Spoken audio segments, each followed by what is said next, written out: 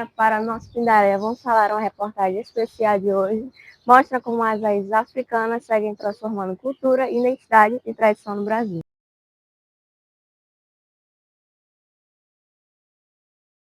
No aspecto da produtividade da pesca, né, porque nós temos também o Rio Pindaré, que faz parte dessa identidade, o aspecto cultural que hoje nós temos, a vivência de muitas falas das pessoas que faleceram, mas que deixaram suas narrativas, esse processo de emancipação política, esse processo de patrimonialização. Então, se nós fôssemos pegar em um contexto, em uma linha histórica, nós iríamos ter um grande repertório a ser falado, mas para esse momento nós buscamos pensar como que os aspectos, como que esses eventos históricos que estão dentro do contexto de Pindaré, eles moldam a identidade desse povo, de nós enquanto pindarense.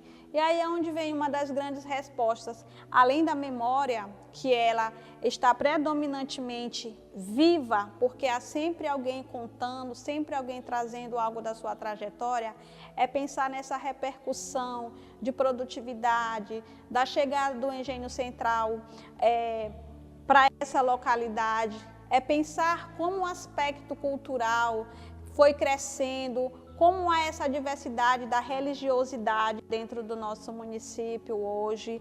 Há também a questão da própria emancipação do contexto pautado na lavoura, na agricultura, na própria pesca, na produtividade de arroz. Então, há inúmeros eventos históricos que se trazendo dentro desse contexto de forma geral, nós vamos ver que apesar de todas essas alterações, a essência do nosso povo, ela continua.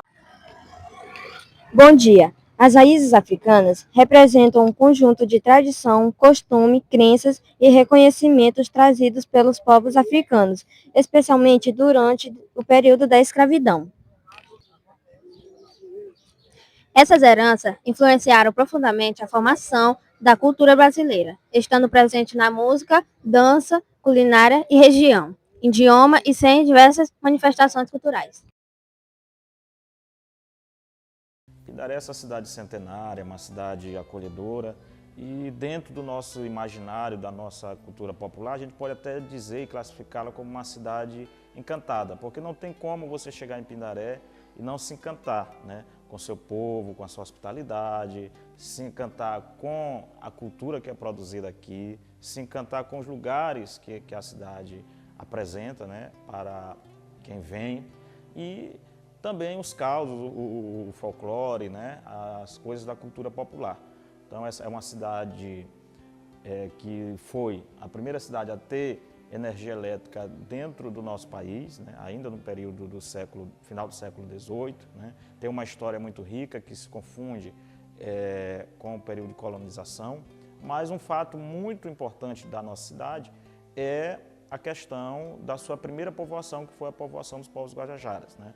Então, Pindaré tem a sua raiz ligada aos povos indígenas, com uma grande miscigenação com os imigrantes, com o povo quilombola, o povo negro que fugiu dos quilombos, fugiu das fazendas, né, aqui da região, e aí começaram a formar essa sociedade. E é uma miscigenação muito forte, por isso nós temos grandes traços da cultura indígena, grandes traços da cultura afro-brasileira e também da cultura de imigrantes que vieram para cá de outros estados. Então é uma cidade que tem essa mistura, essa miscigenação de povos, de cultura.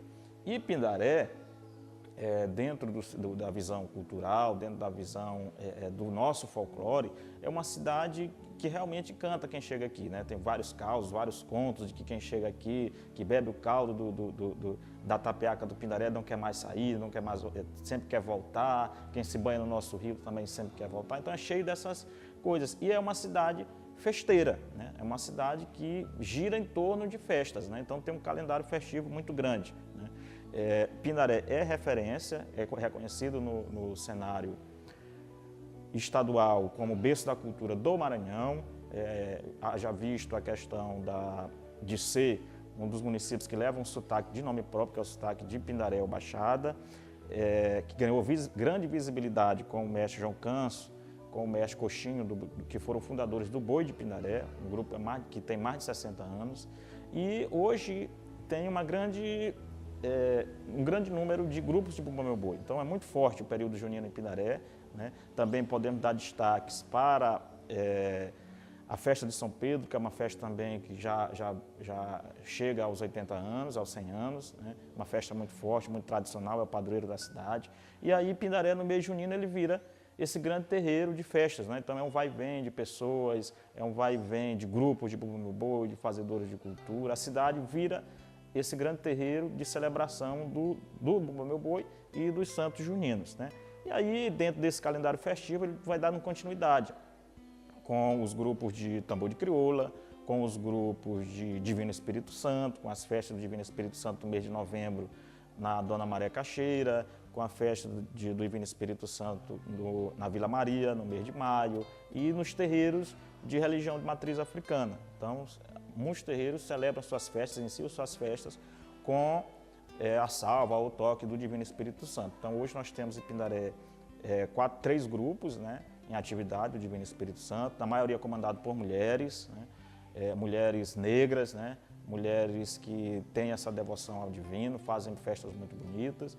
E também aí a gente já vai partindo para a predominância das mulheres também no Bumba Meu Boi, quer seja como líderes, né? Hoje a gente já tem uma predominância muito grande de mulheres liderando esses grupos do Bumba Meu Boi.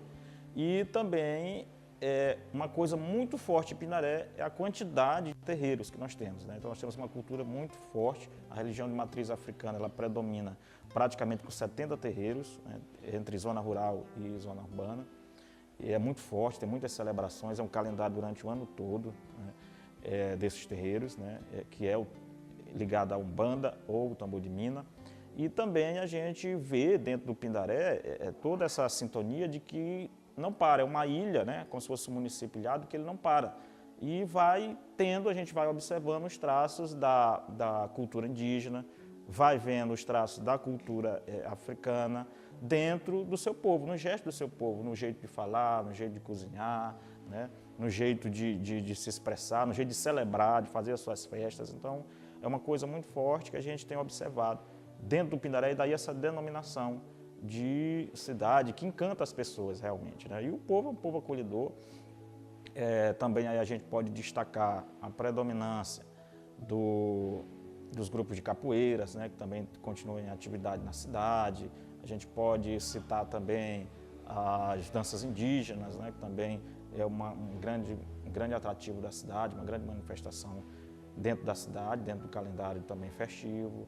Podemos citar as quadrilhas juninas, né? Então Pindaré é isso, é uma cidade realmente. Aí também no carnaval, Pindaré celebra um grande carnaval, né? Tanto no sentido dos blocos de ruas, como nos blocos que ainda resistem, né, que são blocos lá da década de 60, 70, que nós chamamos de blocos maracatus, são blocos tradicionais, semelhantes aos blocos tradicionais da capital. Nós temos uma escola de samba que ainda resiste, que é a Escola de Samba Vila Sorriso. Então, Pindaré vive em torno de um ciclo festivo, é uma cidade festiva mesmo e acolhedora. Dificilmente, quando você vier a Pindaré, você não vai se deparar com alguma festividade, não vai se encontrar no meio de alguma festividade, né? E aí a gente pode destacar dentro da nossa história a contribuição desses 2 povos, né? Povos indígenas, povos descendentes de africanos. E aí a gente vai vendo dentro dessa miscigenação, dessa mistura, né? A continuidade, né? A continuidade dessas manifestações. Então é muito lindo a gente chegar, a gente presenciar, a gente participar das festas, principalmente das festas do Bumba Meu Boi, que é um grande espetáculo a céu aberto, onde todos se misturam, todos dançam, todos celebram, né? E Pindaré, com certeza, continua sendo esse grande berço da cultura popular. E aí a gente vai também dando destaque para a nossa história, as pessoas que fazem, né? Os fazedores de cultura, os escritores, a predominância e a presença do Engenho Central, que é uma grande referência para todos nós, para a nossa história, né? Um prédio de mais de 140 anos. Né? Então a gente fica feliz em dizer para as pessoas que vêm conhecer essa cidade, né? Pindaré tem isso, Pindaré realmente é uma cidade encantada. Eu cheguei para morar em 1960, para morar. Aí comecei a viajar para São Luís. Eu era motorista da FATO, motorista da Nazaré Belém. Em 68, eu comecei a trabalhar com comércio aqui em Misaé, em 1968. Até agora. De 68 até agora, 2024. Quando eu comecei, foi venda de alimentação e matéria de pesca também, logo. Aí depois, num determinado tempo, aí eu acabei na alimentação e fui só com material de construção e material de pesca. Quando eu cheguei, era Tufi Maluf, tinha o comércio e tinha a indústria de arroz. Aí o pegado dele era Zuca também, era empresário também. Aí tinha beneficiar arroz e tinha um posto de gasolina bem em frente ali a Sucam, Zuca. Aí do outro lado era, lá no canto da Rua Nova, era Leão Maluf e Alfredo. O Leão era o pai do Alfredo Maluf. Eram os que mandavam aqui no Pindaré na época, eram eles. Aí Pezão entrou também na política,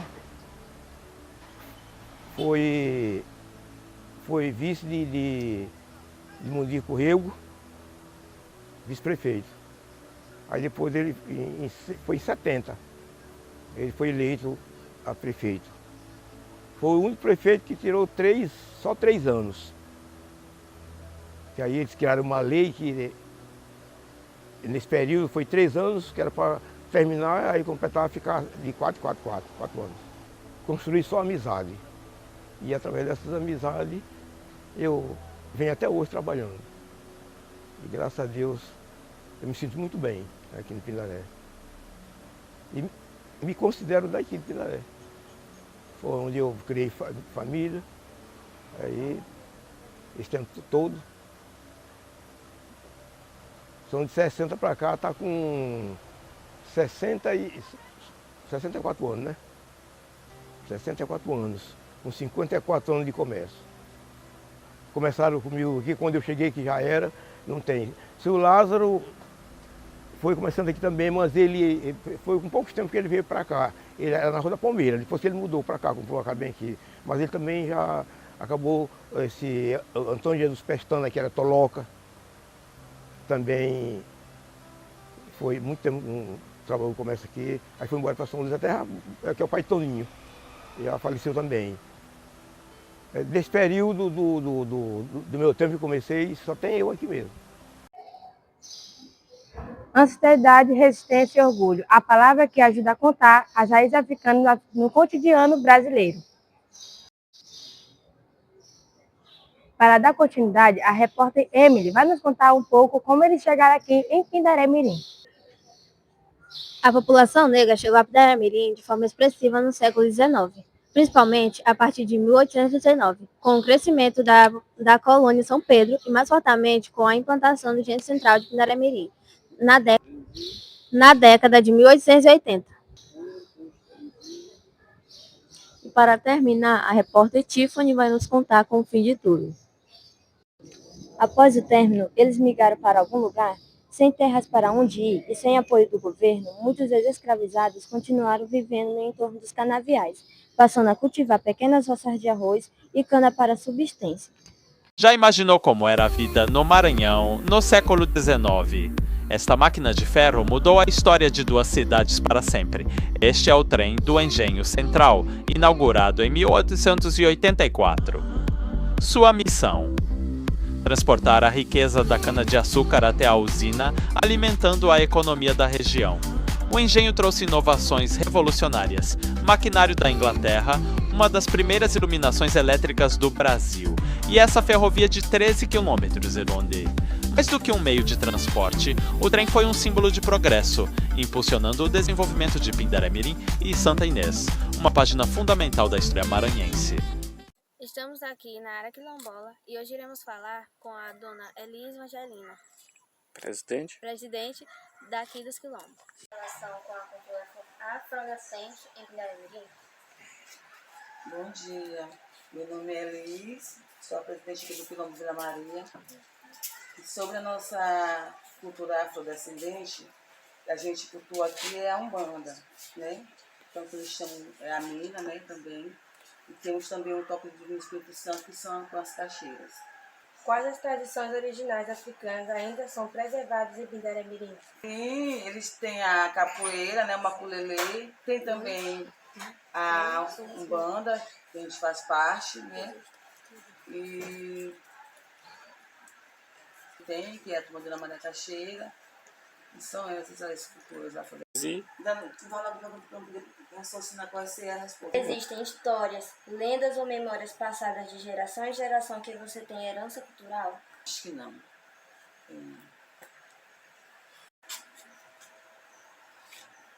Pode pensar? Pode. Que mensagem você gostaria de deixar para os moradores de Pindaré-Mirim sobre a valorização das raízes africanas? A mensagem que eu queria deixar era, tipo assim, que respeite, né, a nossa religião, porque a nossa religião ela é muito, assim, como é que se diz? A gente sofre muito preconceito, né, com a Umbanda, porque eles dizem, é macumbeira. Então a minha mensagem que eu queria deixar para eles tenham mais um pouco de respeito, porque todo ser humano tem que ser digno, né, de cultuar a sua religião. Então isso depende da gente também, de um respeitar o outro.